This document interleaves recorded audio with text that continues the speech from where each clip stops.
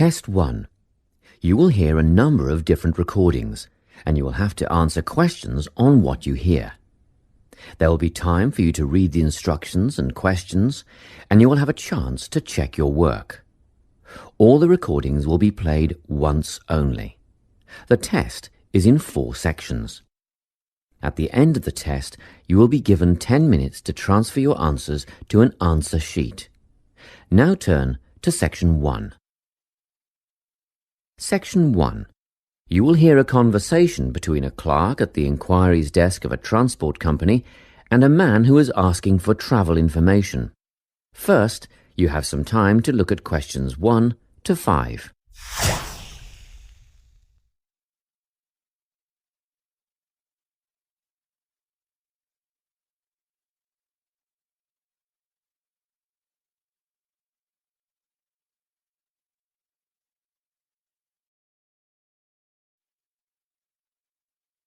You will see that there is an example that has been done for you. On this occasion only, the conversation relating to this will be played first. Good morning, Travel Link. How can I help you? Good morning. I live in Bayswater and I'd like to get to Harbour City tomorrow before 11 a.m. Well, to get to Bayswater... No, I live in Bayswater. My destination is Harbour City. Oh, sorry, right. So that's Bayswater to Harbour City. Are you planning to travel by bus or train? The man wants to go to Harbour City, so Harbour City has been written in the space. Now we shall begin. You should answer the questions as you listen, because you will not hear the recording a second time. Listen carefully and answer questions 1 to 5. Good morning, Travel Link. How can I help you? Good morning. I live in Bayswater and I'd like to get to Harbour City tomorrow before 11 a.m. Well, to get to Bayswater... No, I live in Bayswater. My destination is Harbour City. Oh, sorry. Right, so that's Bayswater to Harbour City. Are you planning to travel by bus or train? I don't mind, really. Whichever option is faster, I suppose. Well, if you catch a railway express, that'll get you there in under an hour.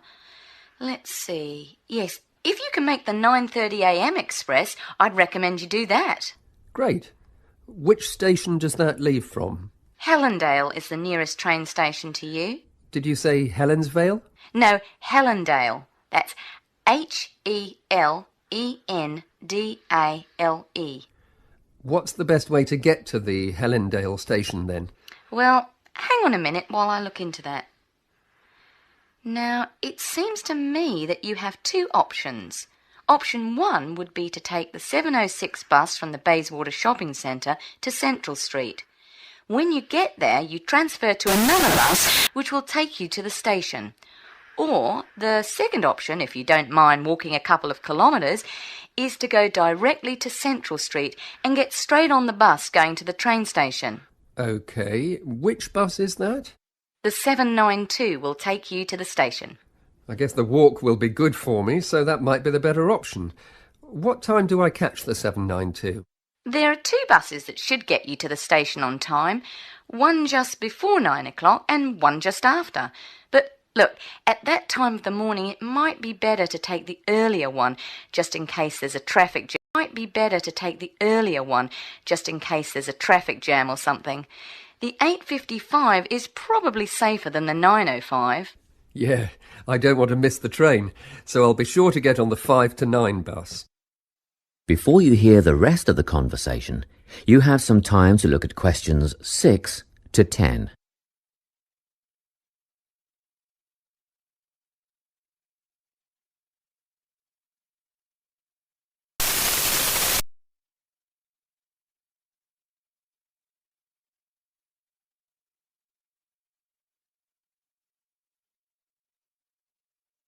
Now listen and answer questions 6 to 10.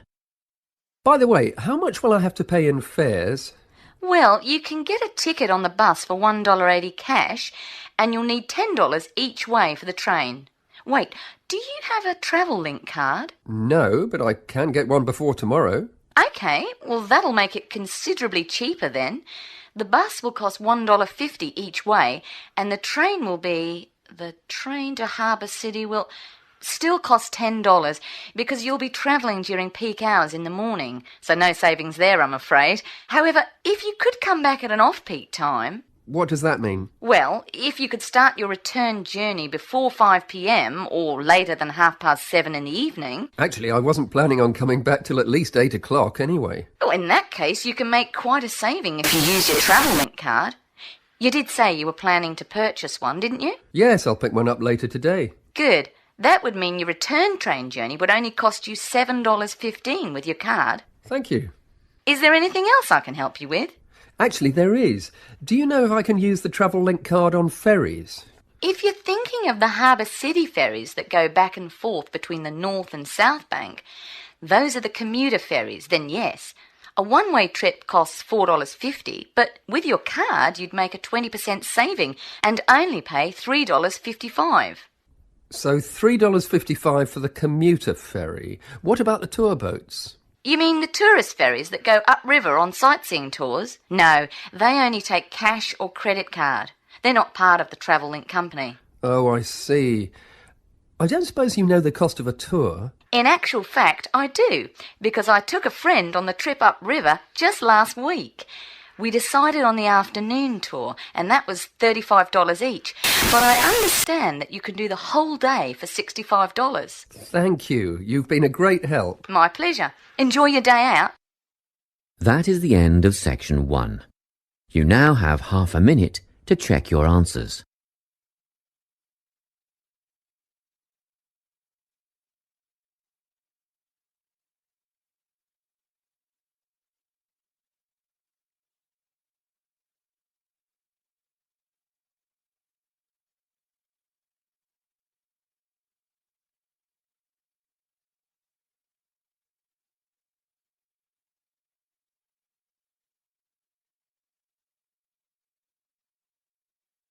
Now turn to section 2.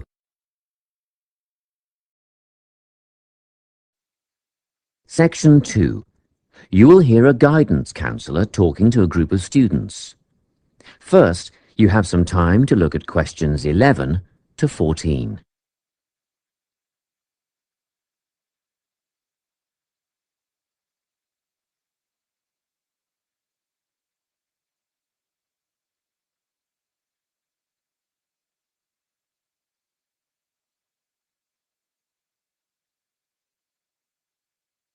Listen carefully and answer questions 11 to 14. Hello everyone, I'm the Counselling Administrator here at St Ives College, and I've been asked to come and talk to you about our counselling team and the services that we offer. We have 3 professional counsellors here at St Ives, Louise Bagshaw, Tony Denby and Naomi Flynn. They each hold daily one-on-one sessions with students, but which counsellor you see will depend on a number of factors. If you've never used a counsellor before, then you should make an appointment with Naomi Flynn. Naomi specialises in seeing new students and offers a preliminary session where she will talk to you about what you can expect from counselling, followed by some simple questions about what you would like to discuss. This can be really helpful for students who are feeling a bit worried about the counselling process. Naomi is also the best option for students who can only see a counsellor outside office hours. She is not in on Mondays, but starts early on Wednesday mornings and works late on Thursday evenings, so you can see her before your first class or after your last class on those days. Louise staffs our drop-in centre throughout the day. If you need to see someone without a prior appointment, then she is the one to visit. Please note that if you use this service, then Louise will either see you herself or place you with the next available counsellor. If you want to be sure to see the same counsellor on each visit, then we strongly recommend you make an appointment ahead of time. You can do this at reception during office hours or by using our online booking form. Tony is our newest addition to the counselling team. He is our only male counsellor, and he has an extensive background in stress management and relaxation techniques. We encourage anyone who is trying to deal with anxiety to see him. Tony will introduce you to a full range of techniques to help you cope with this problem, such as body awareness, time management, and positive reinforcement. Before you hear the rest of the talk, you have some time to look at questions 15 to 20.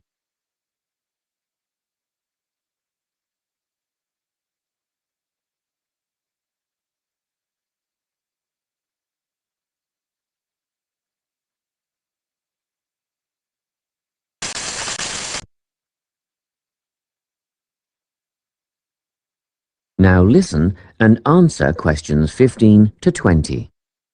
Each semester, the counselling team runs a number of small group workshops. These last for 2 hours and are free to all enrolled students. Our first workshop is called Adjusting. We've found that tertiary education can come as a big shock for some people. After the structured learning environment of school, it is easy to feel lost. In this workshop, we will introduce you to what is necessary for academic success. As you might expect, we're targeting first-year students with this offering. Getting organised follows on from the first workshop. Here, we're going to help you break the habit of putting things off, get the most out of your time, and discover the right balance between academic and recreational activities. With Getting Organised, we're catering to a broader crowd, which includes all undergraduates and postgraduates. Next up is a workshop called Communicating.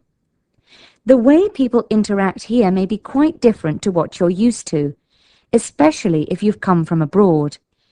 We'll cover an area that many foreign students struggle with: how to talk with teachers and other staff. We'll cover all aspects of multicultural communication.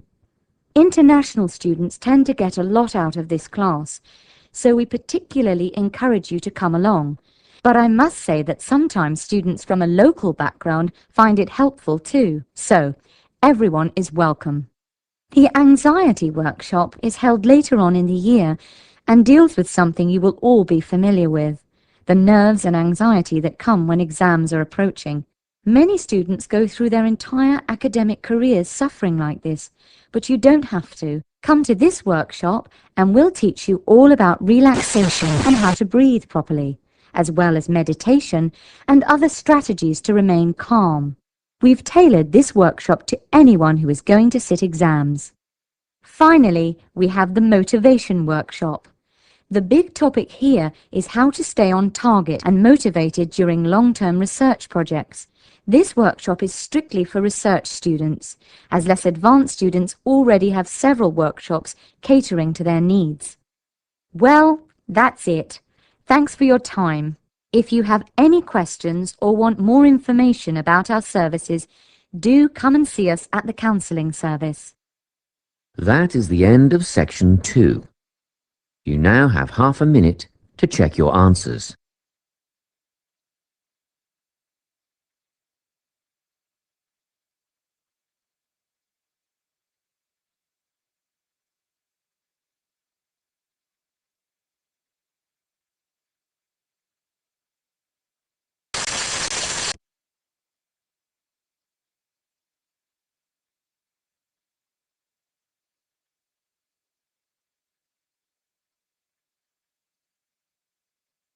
Now turn to section 3.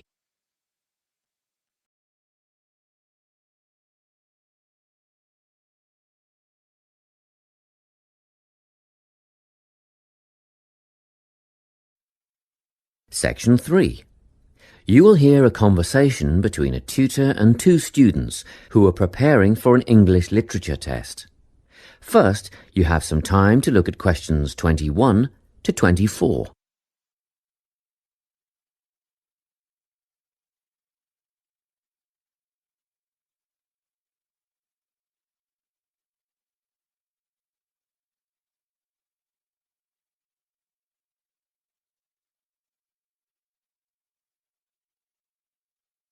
Listen carefully and answer questions 21 to 24. Hello, Lorna. Ian. Glad you could make it. You're the only two who put your names down for this literature tutorial, so let's get started, shall we? I want to run over some aspects of the novel The Secret Garden with you before the test next week. Be sure to take some notes and ask questions if you need to. Hey, Lorna, have you got a spare pen? Sure, here you are. OK, so the story follows two key characters. You should refer to them as protagonists, who go by the names of Mary Lennox and Colin Craven. The story is set shortly after the turn of the 20th century, and the narrative tracks the development of the protagonists as they learn to overcome their own personal troubles together. That's quite a common storyline, isn't it? Yes, you're right, Lorna. So what can you tell me about the character of Mary? Well, in the beginning, she is an angry, rude child who was orphaned after a cholera outbreak and forced to leave India and move to the United Kingdom to her uncle's house in Yorkshire. That's right. And there she meets Colin, who spends his days in an isolated room, believing himself to be permanently crippled, with no hope of ever gaining the ability to walk. The two strike up a friendship, and gradually learn, by encouraging each other, that they can both become healthy, happy and fulfilled in life. Will we need to remember a lot of these details for the exam? Just the basic outline. Examiners don't want to read a plot summary. They know what the book is about. Focus on narrative techniques instead, such as point of view. What's that mean? It's all about how we see the story.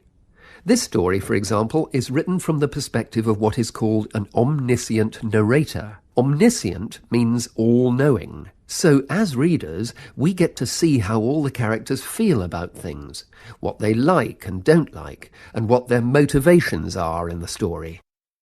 Before you hear the rest of the conversation, you have some time to look at questions 25 to 30.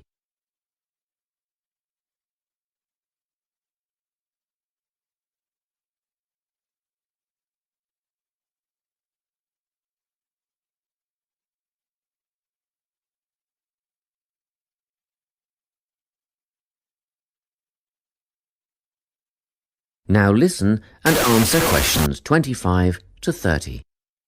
Won't it be hard to write a technical analysis? After all, it's a kid's book. Well, it was initially pitched at adults, you know. But over the years it has become seen as a more youth-orientated work. And you're right in a sense. The simple vocabulary and absence of foreshadowing make the story very easy to follow and ideally suited for children. But that doesn't mean there isn't much to analyse. Look at the symbolism, for instance. Symbols are things, right? Material things like objects that stand for abstract ideas. Absolutely, yes. And the author uses many of them. There's the robin redbreast, for example, which symbolises the wise and gentle nature that Mary will soon adopt. Note that the robin is described as not at all like the birds in India. Roses are used as well, as a personal symbol for Mistress Craven. You'll see they're always mentioned alongside her name, and Mistress Craven's portrait can also be interpreted as a symbol of her spirit. Are symbols just another name for motifs? No, motifs are a bit different. They don't have as direct a connection with something the way that a symbol does. Motifs are simply recurring elements of the story that support the mood. Are there any in this novel? Yes, two very important ones. The Garden of Eden is a motif. It comes up a few times in connection with the garden of the story. And then you've got the role that secrets play in the story. In the beginning, everything is steeped in secrecy, and slowly the characters share their secrets, and in the process move from darkness to lightness, metaphorically, but also, in the case of Colin, quite literally. His room in the beginning has the curtains drawn, and he appears at the end in the brightness of the garden. Anything else we need to know about? Yes. Nearly all novels explore universal concepts that everyone has experienced. Things like love, family, loneliness, friendship. These are called themes. The Secret Garden has a few themes that all centre on the idea of connections. The novel explores, for example, the way that health can determine and be determined by our outlook on life. As Colin's health improves, so too do his perceptions of his strength and possibility. The author also examines the link between our environment and our physical and emotional prosperity. The dark, cramped rooms of the manor house stifle the development of our protagonists. The garden and natural environments allow them to blossom, just as the flowers do. Finally, this book looks at connections between individuals, namely Mary and Colin. This necessity of human companionship is the novel's most significant theme, because none of their development as individuals would have occurred without their knowing each other. Well, that about sums it up, I think. That's a great help, thanks. Yes, thanks very much. That is the end of section 3. You now have half a minute to check your answers.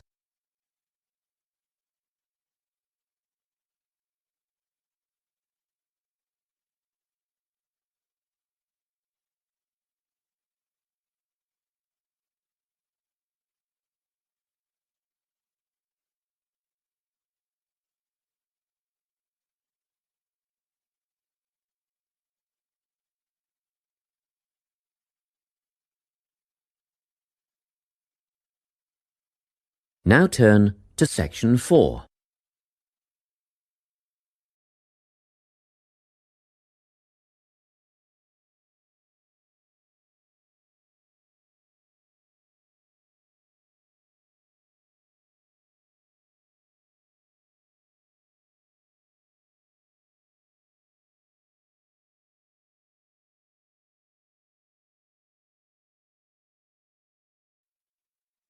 Section 4.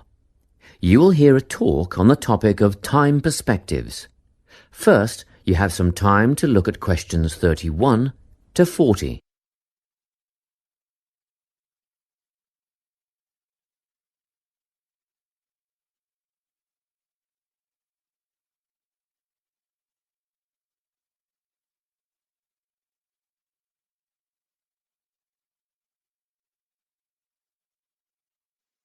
Listen carefully and answer questions 31 to 40. Today, I'm going to be talking about time. Specifically, I'll be looking at how people think about time and how these time perspectives structure our lives.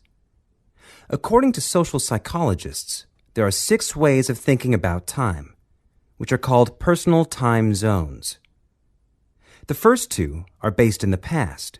Past positive thinkers spend most of their time in a state of nostalgia, fondly remembering moments such as birthdays, marriages, and important achievements in their life. These are the kinds of people who keep family records, books, and photo albums. People living in the past negative time zone are also absorbed by earlier times, but they focus on all the bad things, regrets, failures, poor decisions. They spend a lot of time thinking about how life could have been. Then, we have people who live in the present. Present hedonists are driven by pleasure and immediate sensation. Their life motto is to have a good time and avoid pain. Present fatalists live in the moment too, but they believe this moment is the product of circumstances entirely beyond their control. It's their fate, whether it's poverty, religion, or society itself. Something stops these people from believing they can play a role in changing their outcomes in life. Life simply is, and that's that. Looking at the future time zone, we can see that people classified as future active are the planners and go-getters. They work rather than play and resist temptation. Decisions are made based on potential consequences, not on the experience itself. A second future-orientated perspective, future fatalistic, is driven by the certainty of life after death and some kind of a judgment day when they will be assessed on how virtuously they have lived and what success they have had in their lives. Okay, let's move on. You might ask, how do these time zones affect our lives? Well, let's start at the beginning. Everyone is brought into this world as a present hedonist. No exceptions. Our initial needs and demands, to be warm, secure, fed, and watered, all stem from the present moment. But things change when we enter formal education. We're taught to stop existing in the moment and to begin thinking about future outcomes. But did you know that every 9 seconds a child in the USA drops out of school? For boys, the rate is much higher than for girls. We could easily say, well, boys just aren't as bright as girls. But the evidence doesn't support this. A recent study states that boys in America, by the age of 21, have spent 10,000 hours playing video games. The research suggests that they'll never fit in the traditional classroom because these boys require a situation where they have the ability to manage their own learning environment. Now, let's look at the way we do prevention education. All prevention education is aimed at a future time zone. We say, don't smoke or you'll get cancer. Get good grades or you won't get a good job. But with present-orientated kids, that just doesn't work. Although they understand the potentially negative consequences of their actions, they persist with the behavior because they're not living for the future. They're in the moment right now. We can't use logic, and it's no use reminding them of potential fallout from their decisions or previous errors of judgment. We've got to get in their minds just as they're about to make a choice. Time perspectives make a big difference in how we value and use our time. When Americans are asked how busy they are, the vast majority report being busier than ever before. They admit to sacrificing their relationships, personal time, and a good night's sleep for their success. 20 years ago, 60% of Americans had sit-down dinners with their families, and now only 20% do. But when they're asked what they would do with an 8-day week, they say, that'd be great. They would spend that time laboring away to achieve more. They're constantly trying to get ahead, to get toward a future point of happiness. So, it's really important to be aware of how other people think about time. We tend to think, that person's really irresponsible, or that guy's power hungry. But often, what we're looking at is not fundamental differences of personality, but really just different ways of thinking about time. Seeing these conflicts as differences in time perspective, rather than distinctions of character, can facilitate more effective cooperation between people and get the most out of each person's individual strengths. That is the end of section 4. You now have half a minute to check your answers.